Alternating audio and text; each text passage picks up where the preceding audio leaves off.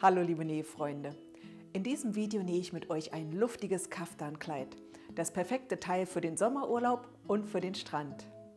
Den Kaftan könnt ihr auch etwas kürzer als Tunika nähen oder als langes Maxi-Kleid.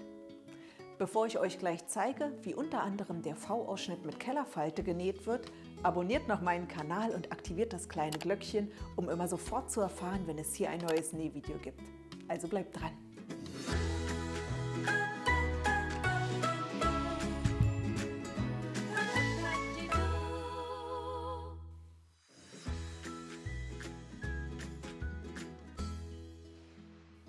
Das Schnittmuster für den Kaftan findet ihr unter diesem Link. Er ist weit geschnitten und besteht aus einem einfachen Vorder- und Rückenteil. Der V-Ausschnitt wird mit einem Beleg gearbeitet und erhält durch die breite Kellerfalte ein besonderes Detail. Verwendet zum Nähen leichte gewebte Stoffe, zum Beispiel aus Polyester oder Viskose, die schön weich und fließend fallen. Ganz besonders gut eignet sich auch Tencel wie dieser hier. Die Petidou Stoffkollektion findet ihr exklusiv auf unserer Webseite. Sie besticht durch tolle sommerliche Designs und einen seidigen Glanz. Außerdem lässt sich dieser Tencel wunderbar vernähen. Hier habe ich die Schnittteile für das Kaftankleid aus einem dieser Stoffe schon einmal vorbereitet. Hier sind Vorder- und Rückenteil. Beide werden im Bruch zugeschnitten. Und hier bei meinem konkreten Beispiel gibt es die Besonderheit, dass ich die Schnittteile nicht im Fadenlauf, sondern entgegengesetzt dazu zugeschnitten habe, damit dann später das Muster senkrecht von oben nach unten verläuft. Dies ist bei diesem Stoff kein Problem und führt außerdem zu einem geringeren Stoffverbrauch. Weiterhin habe ich in meinem konkreten Fall auch das Rückenteil angepasst. Da das Vorderteil durch die Kellerfalte etwas breiter ist, würde beim normalen Zuschnitt das Muster an den Schultern nicht zusammentreffen. Also habe ich das Rückenteil mit einer Zugabe an der hinteren Mitte zugeschnitten. Der Wert ist im Schnittmuster angegeben. Anschließend habe ich es gefaltet und diesen Wert wieder abgenäht. So sieht das aus und damit erhalte ich nun einen wunderbaren Musterverlauf vom Vorder- zum Rückenteil. Bei einem unifarbenen oder nicht speziell gemusterten Stoff könnt ihr die Teile natürlich ganz normal zuschneiden. So oder so fehlen dann noch die Teile für den Ausschnitt, und zwar hier die vorderen Belege und der rückwärtige Beleg. Beide sind komplett mit einer leichten Bügeleinlage verstärkt. Bevor wir loslegen, wird noch das Vorderteil vorbereitet. Anhand der im Schnittmuster enthaltenen Schablone wird etwas Einlage zugeschnitten und auf die linke Stoffseite am Ausschnitt aufgebügelt. Weiterhin wird die Markierung für das Seitennahtende vom Schnittteil übertragen und auf der rechten Stoffseite die Falten sowie Nahteckpunkte am Ausschnitt mit einem entfernbaren Stift markiert. Nun können wir beginnen und als erstes die Schulternähte von Vorder- und Rückenteil schließen. Dafür habe ich beide Teile schon rechts auf rechts aneinander gesteckt. Jetzt werden sie mit 1 cm Nahtzugabe zusammengenäht. Hierfür kommt meine Juki DX7 zum Einsatz, gemeinsam mit hochwertigem Nähgarn von Gütermann.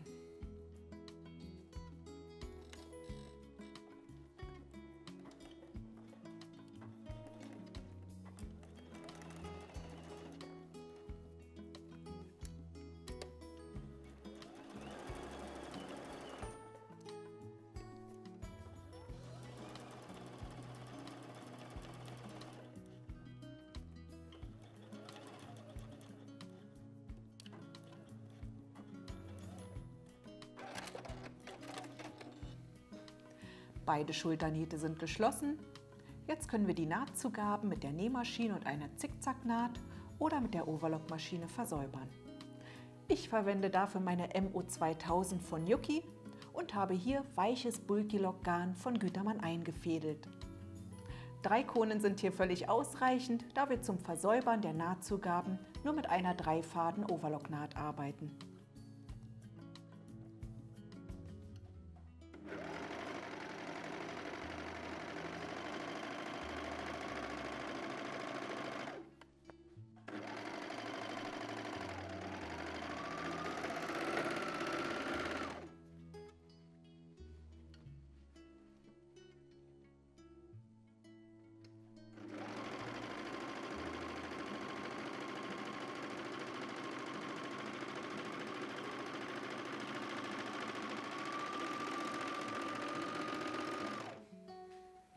beide Nahtzugaben sind versäubert.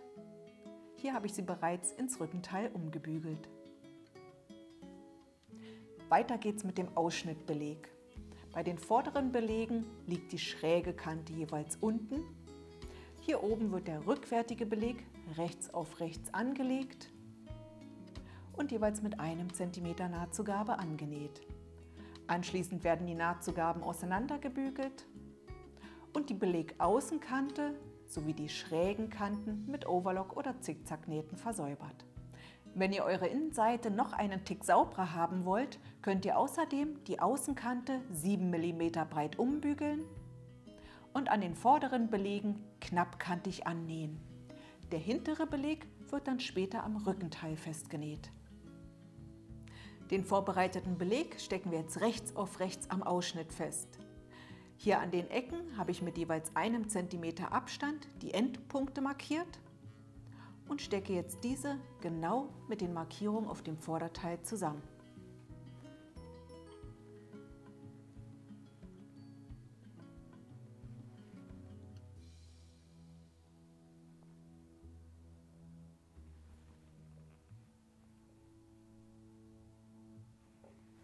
Jetzt stecke ich die restliche Strecke, wobei die Knipse und die Nähte jeweils aufeinandertreffen.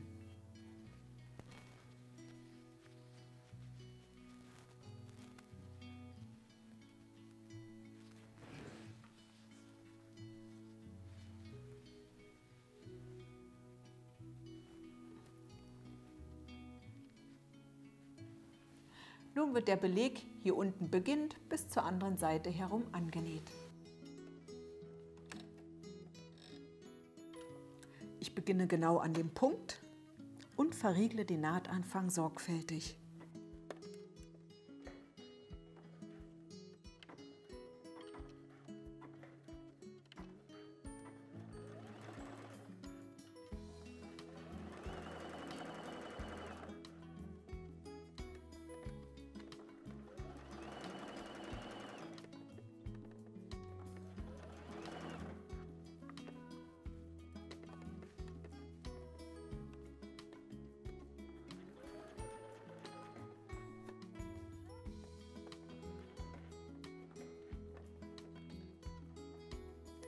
Die Naht endet auch wieder genau auf dem Punkt und hier verriegle ich ebenfalls.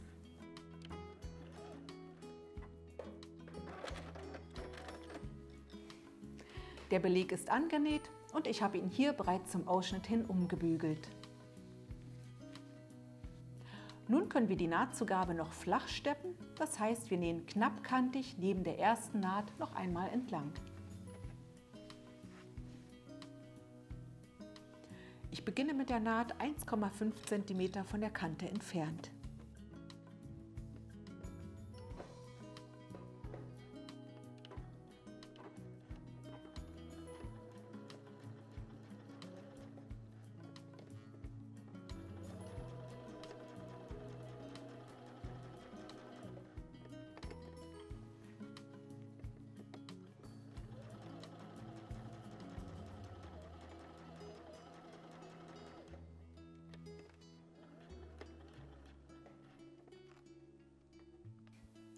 Und auch das Ende der Naht ist 1,5 cm von der Kante entfernt.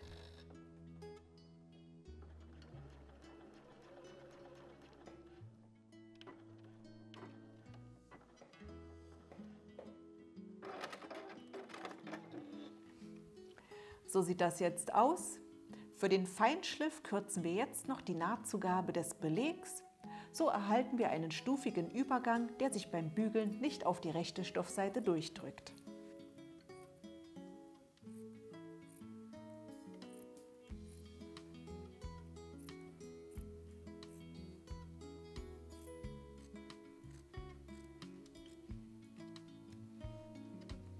Außerdem schneide ich am rückwärtigen Halsausschnitt die Nahtzugabe in gleichmäßigen Abständen ein, damit sich dann der Beleg hier besser legt.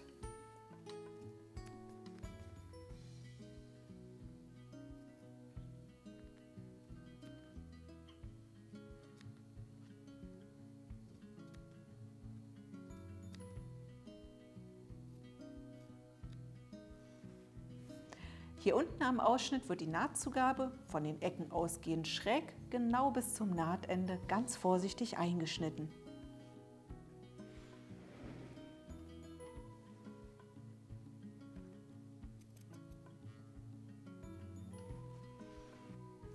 Jetzt nehmen wir dieses Belegende und legen es rechts auf die eingeschnittene Nahtzugabe, sodass diese Kante hier bündig liegt.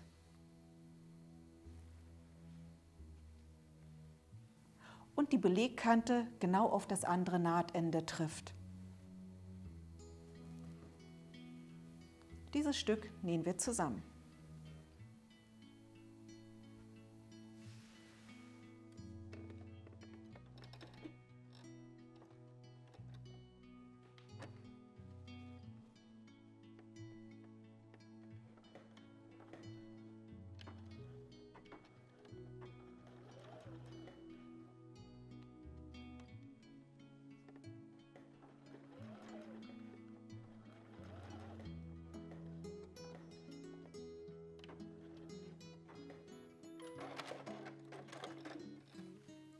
So sieht das jetzt aus und bevor wir die Quernaht nähen, können wir den Beleg nach innen bügeln. Ich verwende dafür jetzt meinen Bügelbock. Stattdessen ist auch ein Bügelkissen hilfreich. Das gratis Schnittmuster bekommt ihr bei uns auf der Webseite. Ich lege den Ausschnitt auf den Bügelbock. Der Beleg ist nach innen geklappt und legt sich durch das Flachsteppen schon von ganz allein.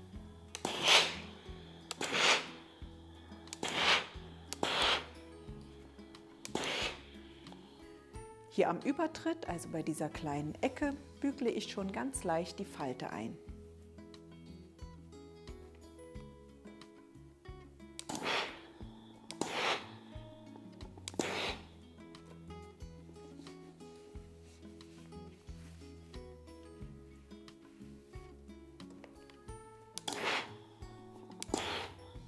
So sieht der gebügelte Ausschnitt aus.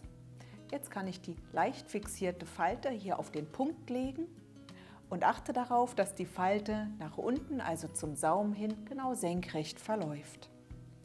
Ich fixiere die Falte mit einer Nadel und nähe sie jetzt von Punkt zu Punkt fest.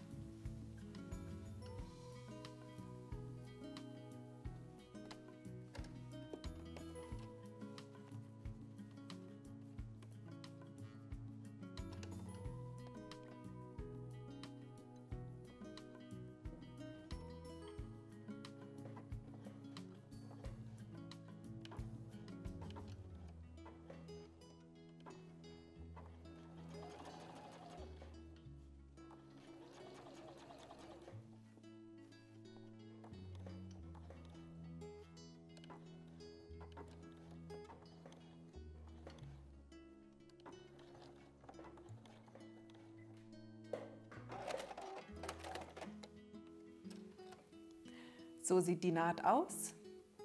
Die Markierung kann ich mit der Löschspitze entfernen. Und schaut jetzt noch einmal auf der Innenseite, ob auch hier die Naht gerade verläuft. Dann ist die Falte korrekt fixiert.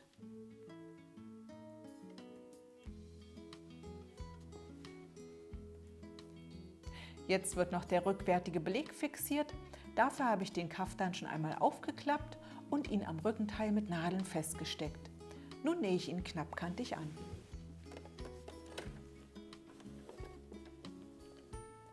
Ich nähe den Beleg knappkantig von Schulter zu Schulter fest. Hierbei achte ich darauf, dass die Nähte jeweils genau aufeinander liegen.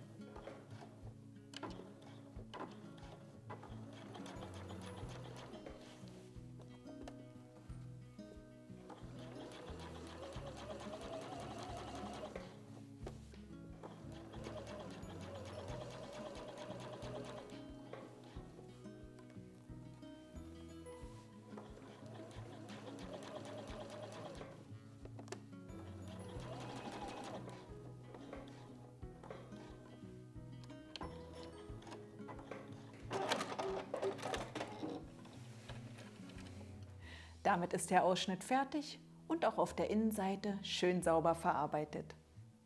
Weiter geht's mit den Seiten. Hierfür habe ich schon die Schnittteilkanten jeweils einzeln ab dem Knips versäubert Und jetzt können wir die Ärmelsäume vorbügeln. Die Armlöcher befinden sich genau zwischen den Knipsen. Hier bügeln wir die Kante zunächst 1 cm um.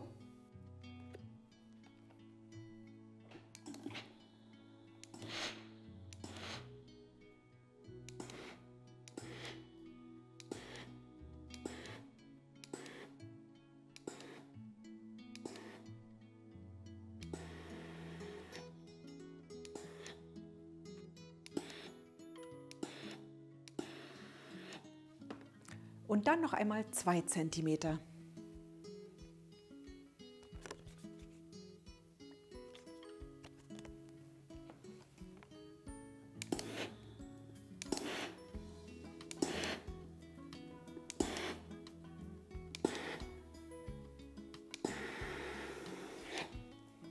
Beide Armlöcher sind gebügelt, jetzt können wir die Seitennähte schließen. Dafür habe ich Vorder- und Rückenteil schon zusammengelegt, wobei die seitlichen Knipse aufeinandertreffen. An der Markierung habe ich sie zusammengesteckt und auch die restliche Strecke. Jetzt nähen wir die Seitennähte jeweils genau ab der Markierung zusammen. Wenn ihr euch für die Maxi-Version mit seitlichen Schlitzen entschieden habt, dann näht hier auch nur bis zu den Schlitzenden.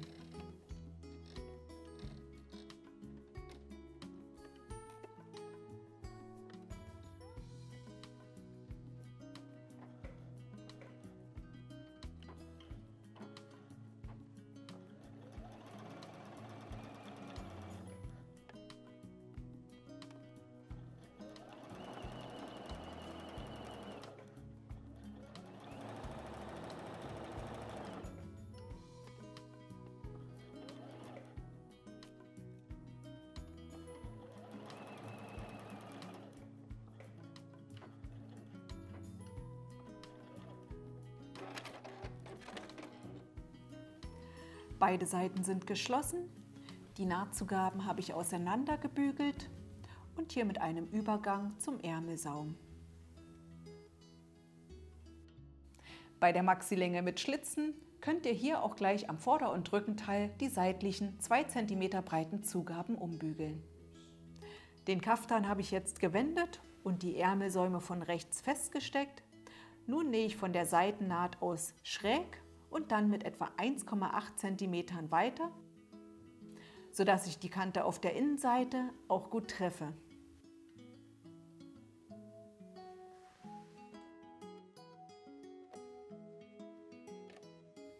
Zum Nähen habe ich den Kaftan wieder gewendet.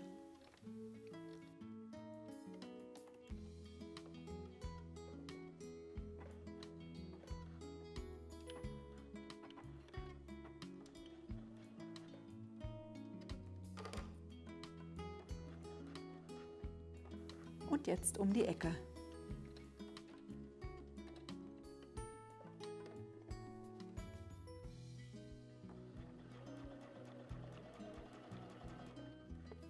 Die Kante hier ist schräg geschnitten und neigt darum leicht zu Querzügen. Lasst also möglichst die Stofflagen locker gleiten, also zerrt nicht mit den Händen daran, damit sich dann keine Wellen vor dem Nähfuß bilden.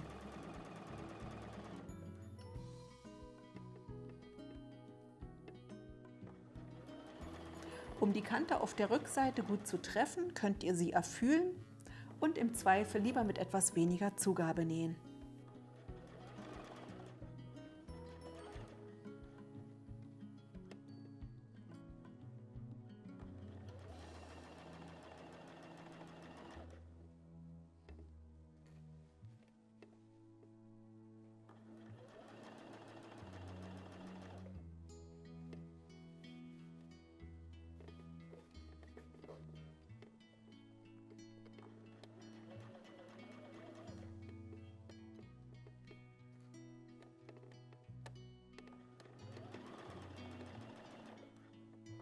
Und jetzt nähe ich nochmal um die Ecke, wieder zum Anfangspunkt zurück.